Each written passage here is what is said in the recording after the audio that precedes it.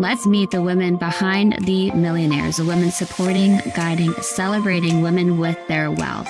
You will hear from women millionaires, how they got there, what they wish they had known, what got them to be a millionaire, the emotional side, the spiritual side, the practical side of wealth.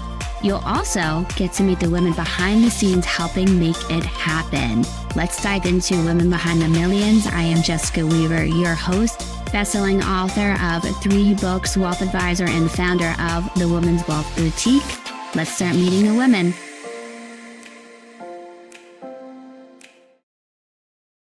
Hello, ladies, and happy 2025. Can you believe it?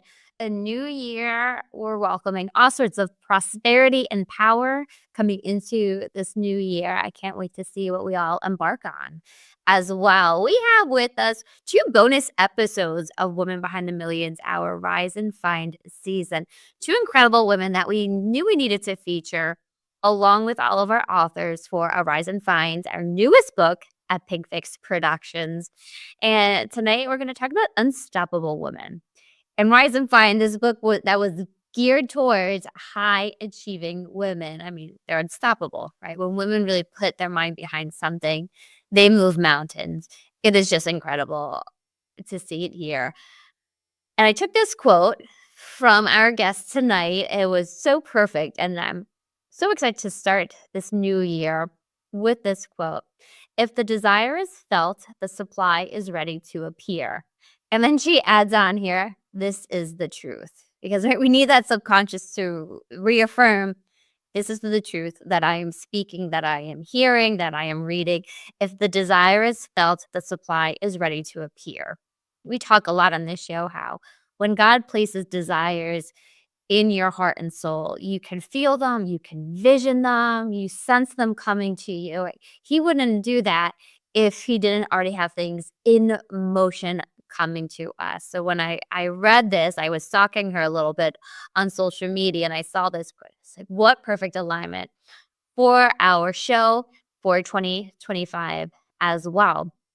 And we can all take a moment right now to what is it that we have been calling in, that we are calling in 2025? Like, what are those things? You might see me running down the road, and when I'm calling something in, I am literally moving them into my heart space, and I can feel myself pulling the energy towards myself as well. So I encourage you all. Can't do a biking; it's a little bit more dangerous when I'm biking, but when I'm running, I am doing this, and I just invite you all to do the same thing. Right? What are those gifts, those blessings that you want to rain on you this year? Okay, and then the second part to this activity is, right, who do you need to become to welcome them, right? What are this new person, right? Shedding the old skin. And when we shed that old skin, it's really shedding those beliefs, the mantras that might have worked for you to get to this point, but they're no longer working for you.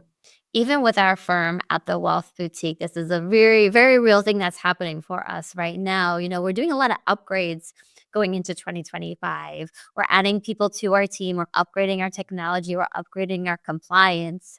Because even though what we had was really good and worked well for us, there's a point that we outgrew it. And we need to embrace those changes and invest. To me, it's not expenses, right? I'm investing in the team. I'm investing in the infrastructure, the technology. I'm investing, especially on the legal compliance side. Let's be honest, ladies. And that's the same thing that we need to do for ourselves as people when we're ready to welcome these higher things in. I did a lot of that work last year, and I'm really curious to see what 2025 brings for me personally, for my family, and especially for work too. It's always very exciting.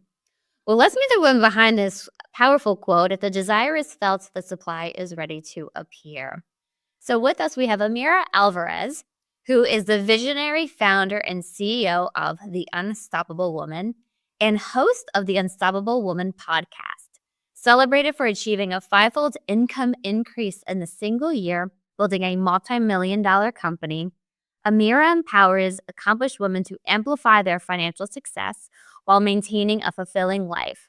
Her exquisite life methodology enables high-achieving women to embrace ambition and find deep fulfillment, challenging the belief that they can't have it all, and leading a movement that redefines possibilities, potential, power, and ambitious women. So let's welcome to the stage Amira. Hello, Amira. How are you tonight?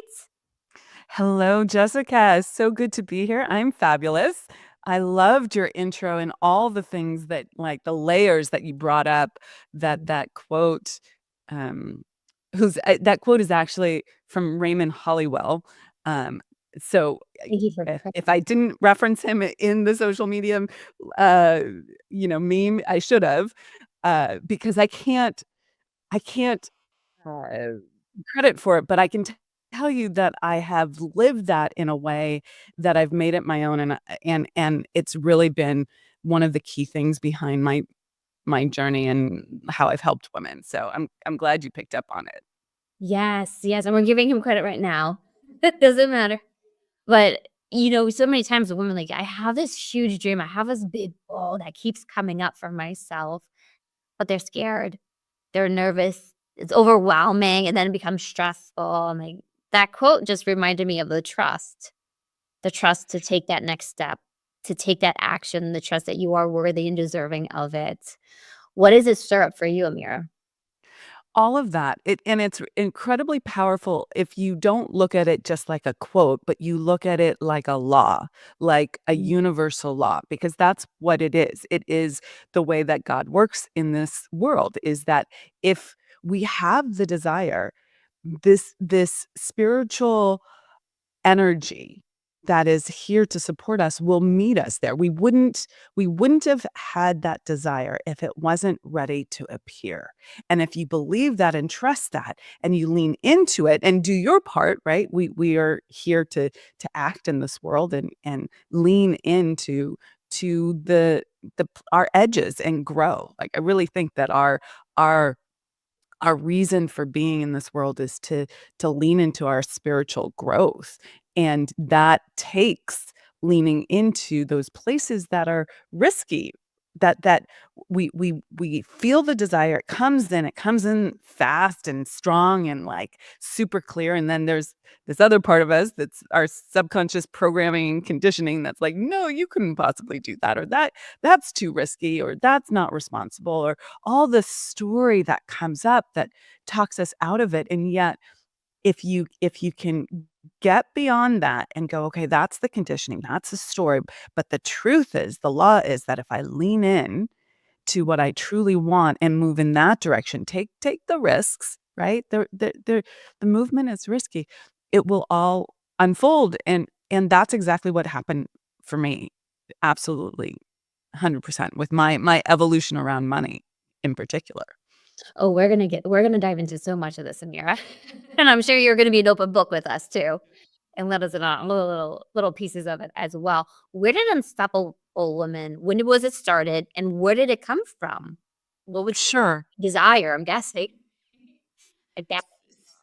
S So I started my coaching, journey, my business in 2012, and, the first year I made 30K in revenue, which was like something. I was excited, but wasn't what I wanted to live off of, right? That was not, I had come from corporate, and that was not like my expectation of how much money I was going to be making. Second year, I tripled that. I got to 90K. I almost crossed that mythical six-figure mark, which is, if you're in business for yourself, you know that when you're beginning, that's like this line of demarcation. So I was happy about that. Third year in business, I got to 138K, so another chunk forward, right? Crossed that six-figure mark. But I will tell you, Jessica, I was not living a rich life, okay? I was working 12-hour days, I was missing dinner with my husband, I was exhausted, and I was like, "There's got to be a different way." Like, my toolkit was based on being a good student and, dotting the i's and crossing the t's and doing everything on my to-do list, right? And I think a lot of women are brought up that way, successful, we're trained in school, this is how to be successful, and we think it's gonna work in the business world, and you know, I'm still a proponent of work ethic and excellence in what you do. This is not a an advocating for like sloppy work or not bringing your all, but I had to figure out a different way. And um, so then that next year, I studied success. And one of the things that I did was I dove into these laws that of success that, this quote represents that you brought forward at the beginning. And I'm like, if these are true, I have to live according to them. And I have to actually like act, not just go, oh yeah, that's a nice belief. I'll take care of that later. But every decision that I was making, I had to lean into this. So that year, I went from making 138K to 5 timesing my income and getting to, it was like 700, okay? And, uh, now my goal, Jessica, this was the scary, scary goal, right? The desire that I was leaning into was to make $1,000,000. I was like, "If someone else can do it, I can do it," right? I had the chutzpah and, I was sitting in a seminar and it came to me. I was like, "Oh, I can do this," right? And you're all about investing in yourself. That year I invested heavily in myself. I not only invested the time to study what successful people were doing, but I invested the money with a very skilled mentor. And it was a six-figure investment, which was almost as much as I had made the year before. So it was a significant risk, and it risked my relationship. My husband was like, "What the heck did you just do?" Um, but I leaned into that, and it actually gave me some leverage to do the scary things, and that year, I 5 times my income in 1 year, and subsequent to that, crossed the seven-figure mark and, been doing some great things financially around that, so that does that answer the sort of like what's the story? That would be, I mean, there's so many aspects to one story, but this is a podcast and TV show around wealth, and I wanted to really bring forward the journey that I was on in terms of finances. I was living a very standard middle class life, and I wanted to break free. I wanted to have financial freedom, and there was a lot to it. So that gives you a little snippet. Yes, and you talk, on your social media about quantum leaping. So, that's a quantum leap, right? To 5 times your income in 1 year. And sounds like you got very observant of these laws of the universe, we'll say. And were you also observing successful 7, 8, 9-figure business owners as well? Yeah, it was looking at what people actually did, Mhm. and it was the laws of the universe, and then it was very tactical. Like, I was studying success. I'm like, "Oh, this is not rocket science. There's only 3 ways to make more money in the world." Like, to make more money, not to make money, but to make more money. You have to increase your prices, you have to sell more of what you're already selling, or you have to add a new channel of income. Everything fits into, like, go investigate that. I started going, "Oh, look, this like, this is what they're doing in this industry, this is what they're doing in this industry." It fits into one of these 3. Now you could do 2, you could do 3, but it fits into one of these categories, and I'm like, "Okay, well, if it's as simple as that, right? If we don't make it complicated, if we break it down to the ridiculously simple building blocks, what do I need to do here?" And I realized I needed to raise my prices, I needed to sell more of what I was doing, and I needed to change my offer, okay, what I was selling, the channel, okay, the form, all 3 of them. And in order to do that, to your intro, I had to change who I was being, okay? Because I couldn't be the person who thought, "Okay, I can raise my prices 10% every year." I couldn't be that person if I wanted to make a quantum leap, okay? Yes. Yes. Thank you for breaking all that down and really simplifying into those 3 pieces. Reminds me of the work that we do at the Wealth Boutique with our financial advisors, and this relates to, especially on the service side model, coaching side is finding your sweet spot of who you work well with and that you're not breaking even based on the amount of time, deliverables, but they value you, you value them as a great exchange and it's worth your time, right? Especially where you wanna get to. Um, New channels, we've added in multiple streams of income for our advisors, and then you need to do it repeatable, right? Find your repeatable process and do it over and over again for it too. And for some of your peeps, it's gonna be working one to many, that's the quantity side. For Mhm. others, right, you're gonna have people who want a very boutique experience, and they're gonna work with just a handful of high net worth people. And you can map this any way that you want. Like, my new business model, that what my business evolved to is very boutique. It's very like, I work with a very limited number of high net worth people, and because I wanna go deep with just a handful, okay? But then you price things accordingly, right? It's a simple math equation. This is perfect for financial advisors, right? It's just a simple math equation, okay? And so there are these beautiful spiritual laws, Jessica, that if you lean into, plus like, the very practical things like, if you want to make X amount of money in 2025, right? If that's a true desire, right? Like, it's not just okay, so this is really if you will, let me explain my Please. way.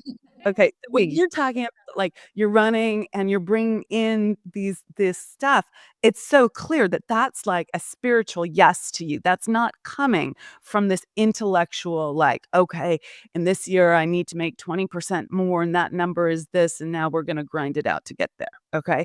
Like it's gotta be like, okay, I'm a big yes for this. This is the amount that I want to make this year. Like it was crazy for me to say that I wanted to make $1 million when I was making 138K. It was nuts, right? It was not practical, reasonable, anything, but it was such a heartfelt hook.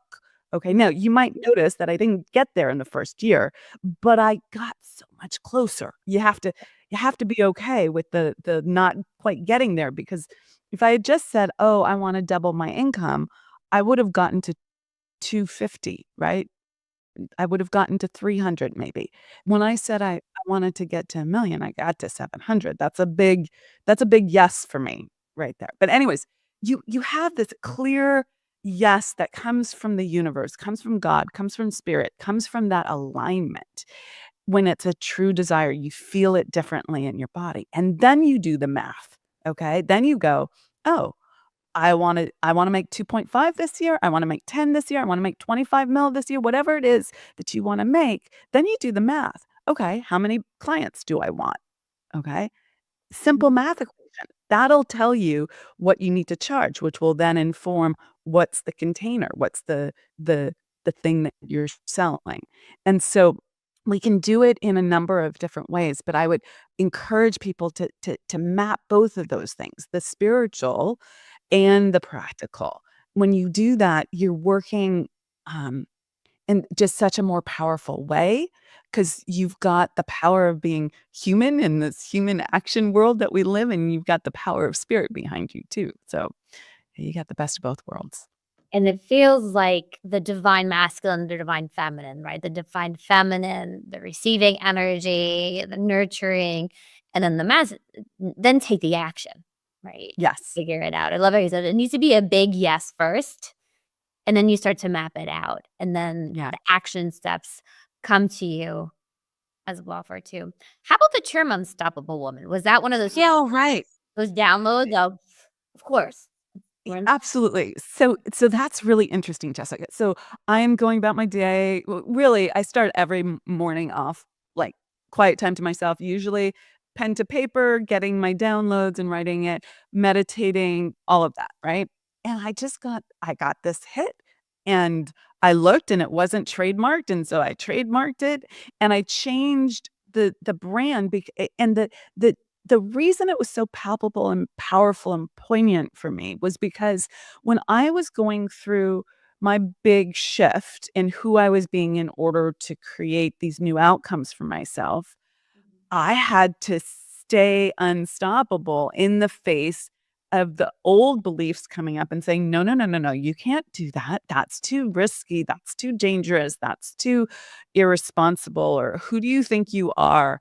And it was one of the things that I taught my clients, that you will face your old beliefs and you need to actually take the action to move through them, and it will feel uncomfortable. It will feel wrong. It will feel like you're doing something that's contraindicative to a good life, and yet you have to do it to break through and get to the other side. And that's how you have to be. You have to be unstoppable in favor of your truth, okay? The true things that you desire. It's not just grind it out. It's not just be unstoppable effort-wise. I've done that too, Jessica, and I will tell you that started a whole big new shift in my business, was recognizing that just grinding it out, and even in so I didn't do that, and yet I did do that, right? Like, you catch yourself and you realize, "Oh, what wasn't grinding it out before is now is grinding it out, and I've missed that I've switched to this, and this is not the divine feminine, right? This is not how I wanna live." So I had to make a big shift around that also. It's a constant evolution of shifting, right? You hit that next tier to keep it going instead of kind of stalling out, plateauing at moments. Amira, you're talking about, we started to touch on some of the struggles of the women that you work with and ones that, what are those money struggles you see with these unstoppable women, high achieving women, C-suite executives? Yeah. What would you say? So, for many of them, they've made a good deal of money already, okay? Sure. They're not I mean, do they wanna make more? Yes, but they're not struggling financially, and so a lot of the time, things that come up are s tangentially related to the money, but aren't about breaking through on the money front. For instance, they are often the breadwinner in their family or in their circle of friends. And everyone's turning to them to pay for dinner or take care of the stuff in the house, and they don't feel they wanna be generous, they wanna be that person, but they don't feel loved for who they are, and they don't feel supported in their lives because they tend to be superwomen, right? And everyone thinks that, they've got their can I swear on this podcast? Yes. They've got their shit together, right? Because they do, they really do, but that doesn't mean that underneath, they're not searching for, true love and true connection, and, um, and so very similar to what happened for me, I reached a certain level, and then I started to ask myself, "Is this all there is?" Right? Like, I had I had just put all my energy and be from a place of love and desire into building this business. And then I realized I got to a different place in my life. And it doesn't invalidate the past. It doesn't make that drive that got you to this level of success bad. It's just you start asking, is this all there is? And you want more, but you're stuck in old patterns of achievement, and they're very much identity based. So you start thinking, "Who am I if I don't do my business or my life this way? I I I I don't know who I'm gonna be." And that is a very existential place to find yourself, and you're questioning, you see that the way you've been doing life isn't giving you what you want, but you don't know any other way, so you're stuck in this loop, and it's very hard. So I would say, for this woman, it's now what? And even if I can see what the now what is, even if I can see what I wanna change, how do I do that, right? Without losing my sense of self. So those are the big questions. Sure, and I can vouch for, we recently started working with some new clients, and they are first generation immigrants, and a lot of them are doctors, nurses, and they give the whole family everything. They make good money, but little assets to show for it because as you were talking about before, feeling the need to take care of everybody else, being the breadwinner, even if they're not married, they're taking care of the mom, their brothers, the nieces and nephews, and there's not much left for them, and then they're like, "Well, I'll just work more hours." And they're stuck on that hamster wheel as well. And something that we noticed too, as you mentioned, right, being the breadwinner or maybe in the friend circle, you're the only breadwinner, feeling very lonely and not Mhm. knowing who can I have these money conversations with, and it's a different money conversation than what their friends Yeah. are having, right? They're talking about scrambling day to day, and you're like, "Well, I'm past that point, like, what do I do with these assets so that I don't have to constantly trade my time for money?" Or get to that next 100%. level, or maybe donating and doing donor advised funds, right? Being charitable or philanthropic as well. So I see a lot of loneliness, which is sad. Part of probably like the community you built to a mirror Yeah. and why we built it. Yeah. Yeah, it's hard for women because we wanna be generous and we wanna be connected and we don't wanna leave people behind, and there's this, like, almost guilt around it, and like you said, sometimes it means that they aren't, doing the right thing with their assets. Sometimes it means they are doing the right thing with their assets, but they're building up resentment with the people that they love. And that doesn't feel good to them. So there's all different ways that this plays out. And the thing that I'd really like to hold a light up to is that it's just like you mentioned at the beginning of this conversation, it's about changing who you're being, okay? And that's possible, and that's viable, and there's, like, a methodology to that, and and that I believe that you can have it all. Now, that doesn't mean I don't mean that in a flip kind of marketing, um, sell you the moon kind of thing. I mean, when you get super clear about what's really important to you, right? Like, I wanna have a viable business, I want to have my net worth growing every day, working behind the scenes for me, and I wanna have great vitality and health and beautiful relationships. That's what most women want, right? You right? Most people, truly, right? Do you want the designer bag? Yeah, maybe, but, like, it's like the thing that you really want is that deep heart connection, that spiritual connection, that great vitality. When you get clear on those things, then we can nail those, right? Oh, Yeah. yes. And I think that's what makes an exquisite life. I just wanna put the last little touch on that. I was gonna ask you, what do you view your version of success, as well as similar your version of wealth? I'm gonna kinda lump those 2 together for you, Mira. What is your own personal take on that? Yeah, success and wealth to me, are just like we talked about how to approach our goals, right? Mm. B They're both the practical, like, I want the money in the bank, I want it working for me, I wanna be, financially, like, secure on this very practical level, and I want to have wealth in relationships. I wanna have wealth in vitality. I wanna have wealth in my relationship to spirit, right? Like, this if I don't have the depth and wealth in those areas of my life, then the financial, like, the very practical financial stuff in the bank, it doesn't matter, okay? You're still gonna be miserable, okay? But I also don't believe just having, like, deep connections and um, a spiritual connection and feeling healthy, you'll be frustrated in life thinking like, I want a new car, or how am I going to fix my car? Or like,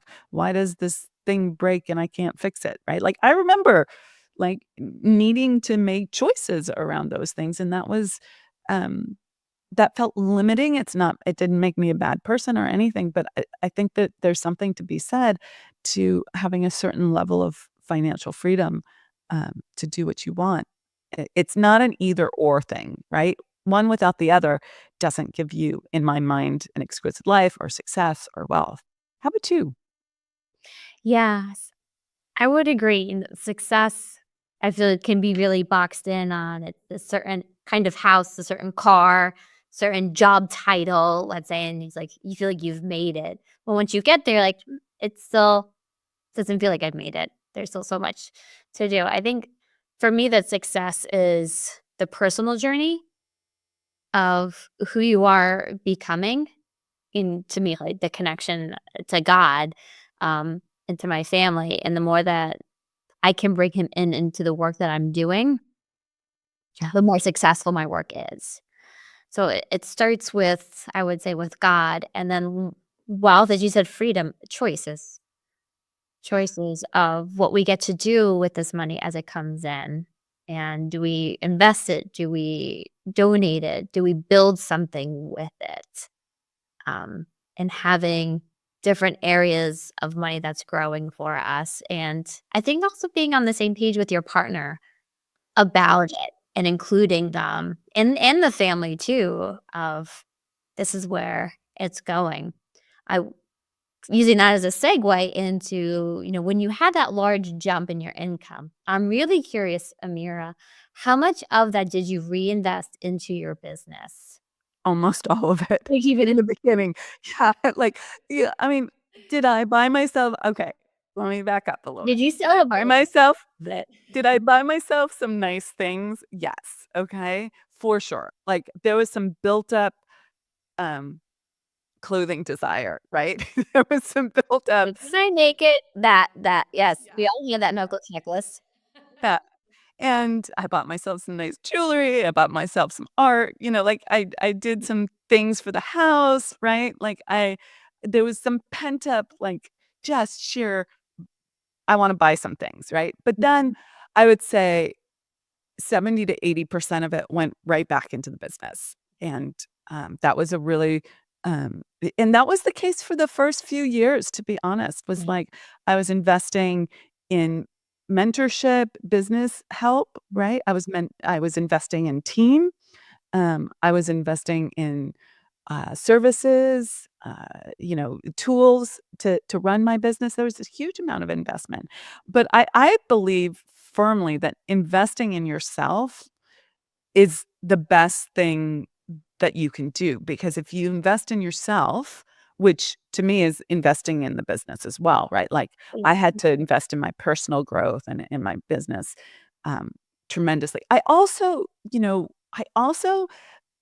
in those early years, I really was committed to giving 10% of what I earned to different charities. And I changed it as I grew the business because initially I just did 10% of what was coming in the door. I wasn't the financial advisor person that you are. So I didn't realize that 10% and then how much I was spending on the business was, Expenses, yes. yeah, that I was like, "Oh, there's not much left after that." Okay. So, I did shift that, but in the beginning, that was a huge deal for me to get over scarcity feeling, to be able to just be like, I like it. Here's 10% off the top. I'm investing in my trust, right? That was an investment in myself, in self-trust, in trust of God and spirit and being supported, and that was huge as well. Yes, I want to talk about trust though before before we move over into that side. But you bring up a lot of good points. Talking about reinvesting back in, and I recently did on Instagram a live about what do those moguls do, right? Those multi I don't even say influencers, but they own multiple companies, right? How are they doing it, right? And they're reinvesting, whether it's into the business itself, into themselves too. And you can look at how much revenue does a business generate without me in it Mhm. versus my direct sales into the business. To look at where do you want to put it into the business or yourself. I don't believe there's ever passive income. It's semi-passive income because anything's gonna require work, research, or hiring somebody to help manage it for you. Mhm. Passive or, right, those direct, like, investments, stocks, bonds, other companies, other business ventures as well. But they're not just going ahead and spending all that money. They're constantly are, "Where can I reallocate this money to keep the empire growing and building?" So thank you for sharing that and being so open. Curious on your front. I had an idea that you were reinvesting it back in because that your business is an asset that eventually you can sell or pass on. It's a huge legacy piece. And I think there's something like just pulling back the curtain. I really admire business people who got it right straight out of the gate. I wasn't one of them, okay? And I think it's important for people to hear that because I invested a lot, for instance, in team, right? Because you can't grow a business just yourself. You need people to help you. And I hired terribly, right? I did not We hire all well. gone through this. Okay. And I've learned over the years what a good hire is and all of that. And that again, going back to the concept of being unstoppable. Like if I see so many women that I've had to coach through this, is like, I don't want to hire, I don't want to grow. That was a pain in the ass. You know, Mhm. and and it comes from a sense of shame that I didn't get it right. And you just have to know that there is a growth process here. You know, you can learn from other people and that helps shortcut it, but you have to go through it yourself, and so much of that is learning how to trust yourself, uh, in your hires. But anyways, I think it's really important, Jessica, that, like, Mhm. yes, I invested a ton in my business, and lots of that was, um it wasn't wasted because I learned and I was able to grow, but it wasn't like a direct, "Oh, yay, that was a great, like, ROI with this team person." No, for the first 5 were terrible, and then it starts, you know, returning on the investment. I just think it's important that people know that sometimes you're gonna make mistakes in how you invest your money, you know?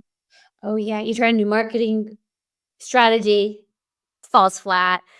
Hiring, we've gone through that too, employee turnover, or you might have outgrown them, right? If you're hiring somebody and they're not on the same growth trajectory or similar to you and where you're taking it, especially if you're in a high growth time of your business, Yeah. you're gonna outgrow them at some point, and you have to be okay with that and then welcoming in the next person. But as we were talking about before, and I wanted to touch on it again, is the trust. So we talk about trusting your gut when you're hiring somebody. Yeah. Another big piece that I've noticed talking about the money struggles of women business owners in particular is they get the influx of money coming in, Amira. Can they trust that it will continue? This is a huge one. What Yeah. would you say to these women? Mm. Yeah, that's a big one. So, you have a choice. You either trust that it's gonna continue or you trust that it's not gonna continue. And it's in this case, it's quite binary. And which outcome do you wish? Because neither one has happened yet, okay? So, worry or fear is just believing in an unknown that hasn't happened, right? Mhm. Yes. Trusting that it's gonna work out is also believing in an unknown that hasn't happened. That's faith, that's hope. Negative faith is this fear or worry. We can do either one. Both are believing in something that hasn't yet occurred. So you have to use your ability to decide consciously and your will to hold that decision in your Mhm. mind's eye. Actually, if I have a choice, let's actually believe in it working. And I think where people go off the rails here is that they think they've been conditioned to think, okay, that if I worry about something, I'm going to come up with solutions to potential problems that will come forward when I'm in the worry mode. Okay. And so they think the worry is productive, okay? Mhm. That the doubt is productive. When in fact it just affirms what you don't want. Instead, affirm what you do want, have the faith in what you do want, and trust me, the challenges are gonna come nonetheless, okay? Yes. You don't have to be thinking through those challenges. They're gonna come nonetheless, and you have to have belief in yourself, your resilience, your ability to handle whatever comes, and you build that through living it, okay? That's the rub. Okay, and this is where some of the the spiritual laws come into play. If the desire is felt, the supply is ready to appear, right? You have to actually go, okay, well, if I want the supply to continue, Mhm. okay, then I'm going to lean into that and trust that when the hiccups come, because there will be hiccups, there's always that next level of growth that you have to move through something to get to, that you trust that you have the ability, the power, the resilience, the smarts, the support to face that. But not believing, having the negative faith doesn't do you any service. It just undermines your sense of um, confidence in yourself. Yes. Yes. Thank you for going into all of that. Us thinking of our earlier conversations around like the hustle too. Yeah. You looking at your own work model, like, I can't keep doing what I'm doing, charging what I'm charging to get to that next level too. And I see that happening too, right? They've done all this work, but I probably did it by grinding it out. Totally. And they're like, I'm too tired to repeat that for 2025. Totally. And let me tell you, Jessica, I'm 54 now, right? I could hustle so much more 10 years ago, right? Like, Yeah. and I think that there's a conversation, the people listening to this are at various different ages in their biological age. But there's a conversation to be had around like when I was in my 40s, I thought the energy that I had, the drive, the ambition, the go hard was never gonna go away, that I was always going to have this, right? And, and I loved that aspect of myself, don't get me wrong, I'm not dinging that. I loved getting up in the morning and slaying, right? Like, that sent me, that made me feel alive and vital. And somewhere when I hit 50, roughly in that range, it was like, "No." And there's a very biological reason for this, like, women have testosterone too, just less than men, but we use that up as we go hard in our business, and at some point, we don't have that biological hormone anymore that's going to give us that drive. And so from the perspective of what you're doing with women and wealth, it's super important to invest your money well that you're earning in your 40s, right? Because at some point you're not going to want to hustle like that. Now, I never thought that. I was like, "Oh, those people who say that blah blah blah blah blah, blah. That's not me. That's what That'll I never say. happen." Right? Right? But I'm telling you, it's real. It's not that I don't love my business. I am just it's a different biological era that you're in. And so, do yourself a favor, go hard, but also learn how to invest your money and learn how to scale your business so that if you don't want to go so hard, you can take a month off. You could take 6 months off and it still makes money for you, right? Like, I think that's is an important piece. Um, and I would say I'm not perfect in that, but it's been a, evolution for and an eye opener for me, and I think that the women that I'm working with are hitting that place where they're like, "I could keep going like this, but it doesn't fill me up anymore. It doesn't sustain me in the same way. So what else is there for me? Like, who am I if I'm not that go hard person?" Yeah. Yes. So kind of build it in along the way as you're building it. And listen, if you want it to be a profitable business when you sell, you can't be the one hustling nonstop anyway. You can't. For it's true.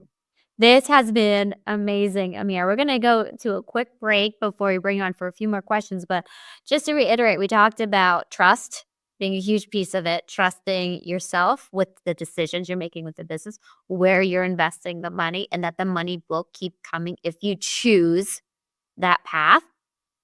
As well, we talked about who you are becoming as you're quantum leaping to these new levels of income or assets, very similar for it as well. The different laws of money, of the universe, and the spiritual side of wealth, which you all know I love to talk about. And looking at those different channels to increase your income if you are a business owner, entrepreneur, or in that services sales model as well, whether it's you need to get more sales in, you need to raise your prices, or more channels, more revenue streams as well. Thank you so much, Amir, for being so open and honest and vulnerable with us tonight here. We're going to go to a quick break, but do not go anywhere. My favorite part of the show is coming up soon. At the Wealth Boutique, we know there's a different kind of wealth. It's not just about the dollars in your account, but that sense of freedom, confidence, and security that comes with it. We know that money isn't just about the math. It's so deeply intertwined with your emotions, values, aspirations. And it's your time. For too damn long, society has whispered in your ear, planting seeds of shame, guilt, greed, embarrassment around money. But here we say and do something different. We give you permission to be who you are meant to be, to spend where it feels good, and to invest where your heart is. Our female-focused team of advisors understands the unique financial journeys of women, couples, and their families. We're not here to just talk numbers. We're here to help you craft your own financial triumph story, one that reflects your goals and values. We open up our arms at the Wealth Boutique to guide you, be your confidant, your advocate, your ally, whether it's your retirement, financial plan, or estate plan. Let's craft your unique story and get started. All right, we are back with Amira Alvarez, who is founder of The Unstoppable Woman. And we have a few questions for you. We want to ask you, what would be your go-to tip for these unstoppable, high-achieving women?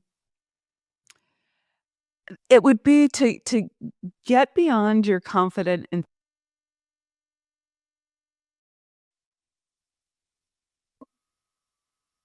Oh no, we need to take a little pause here, editor. Let's see. Amira, we have you frozen. So if I bring it off. Oh, are you there? yeah. Oh, we completely froze. That's funny. On my end, I have full bars, but it said disconnected, so I don't know what happened. Yeah. All right, we will start over. Ready? Okay, let's go. So, Amir, what would you say to the unstoppable, high-achieving woman? What would be your tip? Yeah, I think that it's really important to recognize that you're a badass in so many ways. Like you're uber competent, but that there are things underneath your confident exterior that keep coming up again and again and again for you. And they're like these little nudges, these little spiritual nudges that you need to take care of this. And I would just lean into you don't have to know it all yourself. You can ask for help. Um, that you can get support, and that doesn't make you weak. In fact, it makes you stronger and better in your life. Ooh, so take notice of the nudges. They're coming up for a reason. It's probably a desire that is being felt. Supply is near and ready, as we've learned throughout the show as well. How about a trend? Are you noticing anything happening with women? They're showing up more for themselves or investing more in themselves. What would you say? Absolutely. I think that the trend that I'm seeing through my lens is that women are no longer um, willing to suffer behind the scenes, right? They're not willing to just be like, "Okay, I'm gonna put on a smiley face and pretend everything's fine." That they're holding a higher standard for themselves around what they want out of life. And although, in some ways we've said we want all these things previously. Now I feel like women are not willing to be like compromised in their lives, that they are like, okay, what does it actually take to make these changes? Yeah. Yeah, we do quite a bit of divorce work. We have three, myself included, certified divorce financial analysts, and noticing it with relationships, even speaking with divorce attorneys, saying men rarely will come to them saying they want a divorce because they're unhappy, they're not satisfied in their marriage, they're not fulfilled. Women, that's the primary reason that women have been initiating the divorce process, and that they're not settling anymore. They're learning, they're more involved socially or career oriented as well for it too. So I see it with that. And then also with money, Amira, a lot of daughters coming to us saying, I don't want to repeat the same financial mistakes as my mom. Most of those things being they just were unaware of what was happening with the money. There was some financial abuse happening or being taken advantage of as well. So I would agree. No more settling is a big trend, which is an amazing trend. We gotta applaud that trend. And I can hear this person again. We've been getting a lot of daughters recently coming to us who do not want to repeat the same financial mistakes as their mom of being unaware, oblivious to what's happening with the money, avoiding it. And then on the extreme side, some financial abuse happening with their spouses as well. So I agree with you, Amira. More women wanting to be more proactive with their finances, not settling, wanting to be educated from business side to money to relationships as well, which is amazing to see. I think we can applaud for that trend. Amazing. All right. Well, we have one more question for you. What makes you a woman behind the millions?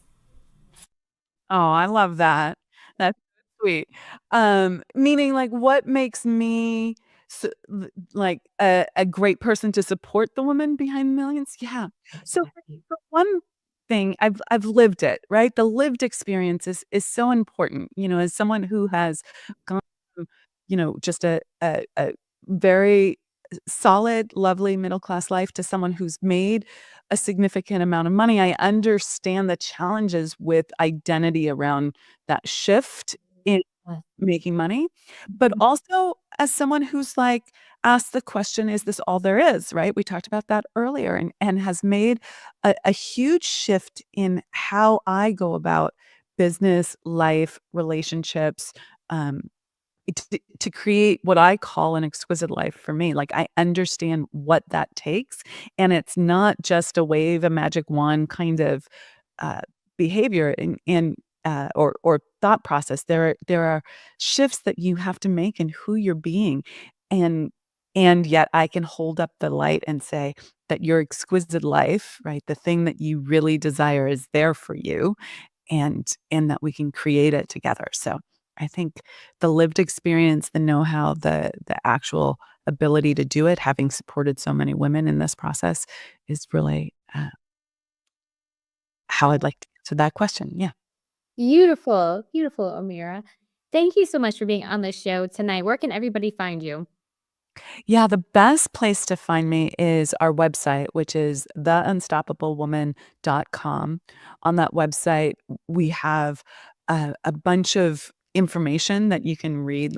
I go into the 7 shadows of success. So if you relate to those, then please you can take the next step. You can book a call with me, or you can just download our private podcast. That's all on some of the conditioning that comes up that keeps us stuck in these 7 shadows of success. So theunstoppablewoman.com.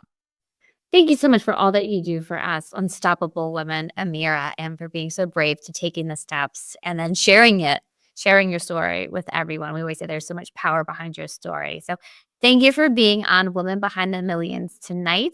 We're going to go do a quick break before we do our show recap as well. So thank you, Amira, again for being on Women Behind the Millions. Thank you, Jessica. This was great. Women, we wear many hats: mother, professional, partner, leader. But what if we didn't have to fit into a box? Introducing Rise and Find, an ambitious woman's guide to building her dream life. A powerful new anthology written by 13 inspiring women who have dared to dream bigger, push boundaries, and break free from limitations. Inside these pages, you'll find actionable advice on everything from personal growth and financial wellness to career advancement and self-care, all from the women who have mastered their fields. Whether you're looking to elevate your career, nurture your relationships, or reclaim your personal power, Rise and Find has the tools and inspiration you need to build your dream life. Get your copy of Rise and Find and join the movement of ambitious women rising together. Your dream life is waiting. Let's rise together. How amazing was it having Amira with us today to talk about the divine laws, looking at the compensation, the money rules of it, and then it's so simple, right? What are the ways for you to raise your prices or find that sweet spot? Who is it that you love to work with? You get paid well. Um, You're not just breaking even, right? A lot of times too, when you dissect how you're earning money from somebody and all the expenses your ton that goes with it, you're losing money with that segment as well. So finding that sweet spot, diversifying your revenue streams, and then doing it more, finding that process, making it repeatable, rinse and repeat over and over again. That was so nice to see. And her being open and honest about how much she reinvested back into her business. Especially when you are a business owner or in sales, you want to look at where's the best ROI, return on your investment, right? Where is it coming from? The stock markets are doing well. Let's say they're up 20%, but your business is up 40%. Well, let's weigh the options of where should we put that money? Maybe it's half and half, so you have some liquidity, you have some asset there that you can tap into, or maybe for a purchase of what we do, rental real estate property or a vacation rental property or the launch of a new business as well. So identifying what are those goals as a family unit, what are your business goals, and seeing where do you want to reinvest. It doesn't have to be one or none. It might be some here, 50% here, 50% here. And then the next tranche of money, where are we going to deploy that money? But the big thing is we don't want to just waste it on the lifestyle. We want, yes, to live well, but keep building that empire in all these different ways as well. Part of the divine laws, as money is in motion, is active, right? That's what it loves to be. Money is an energy. It's a frequency, and it loves to be in motion. It does not want to sit in a savings bank account. We call it lazy money. Remember, ladies, lazy money. And not doing anything. We got to deploy that money and give it a job, give it a work, especially for these high achieving women. Right? You work really, really hard. We want your money to do the same. And we want it to be well-rounded. So being able to reinvest back into yourself, your business, real estate, let's say, or passive income, semi-passive income, right? And then liquidity, right? Things that are liquid that you can tap into when and if you need it as well. Well, thank you so much for joining me here on Women Behind the Millions. We will see you for a season finale next week with a female NASCAR driver. How exciting. And this was our first in-person interview. You do not want to miss it. We'll see you next week on Women Behind the Millions. Thank you, Money Queens. Thank you, ladies, for watching us and supporting us, as always. Hey, Money Queens, looking to get your wealth to that next level, 7, 8, 9 figures? Follow us on Instagram at PinkFixMyMoney and at Women's Wealth Boutique for more millionaire money tips.